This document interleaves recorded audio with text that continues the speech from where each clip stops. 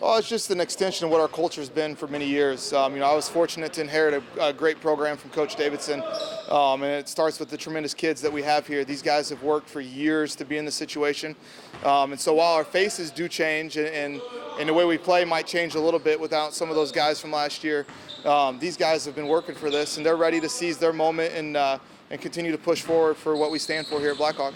Well, I think we've been doing a good job of that for the past 6-7 years, and even before that, with what we were doing in the early years when Coach Davidson came and I was on staff, and how we raise up these kids. It starts at a young age. Right? We just had on Saturday our first K-2 league. We have 44 kids that are starting in our program, and they're going to be in these guys' shoes before long. So these guys have worked, they've seen it, and they know the standard's set, and we want to try and achieve that.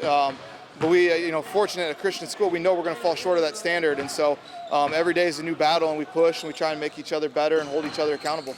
You mentioned just some of those names that have left this program from graduation. You do bring back some guys like Kellen Pickett, like Aiden Muldoon.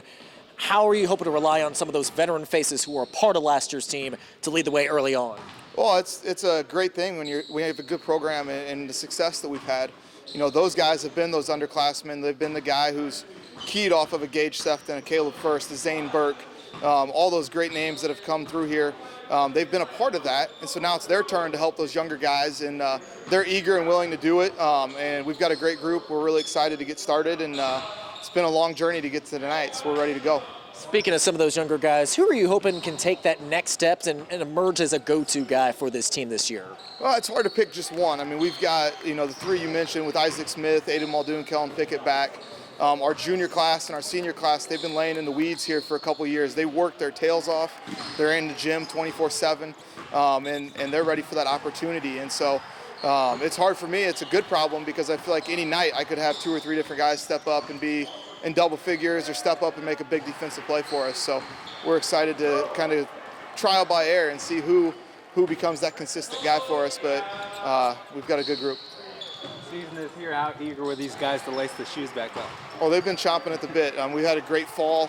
We've played a lot of pickup. We've been in the weight room a lot, and these guys, they're a close-knit group like always, and so they've been ready for about 2 weeks now. The open gyms get pretty competitive when you go against the same faces every day, and we know practice isn't going to change that, but the environment and the time of year, it's coming quick, and we're going to be ready to go here in a couple weeks.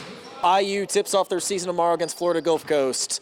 As a former IU guy yourself, if you were to pick one guy on that team that might give you a little bit of a run for your money in a three-point shootout, who would that be? Oh boy, I can't disrespect any of those guys. They work their tail off, but the names that come to my mind are they're all on that coaching staff, and a good shooting contest with any of them would be welcome.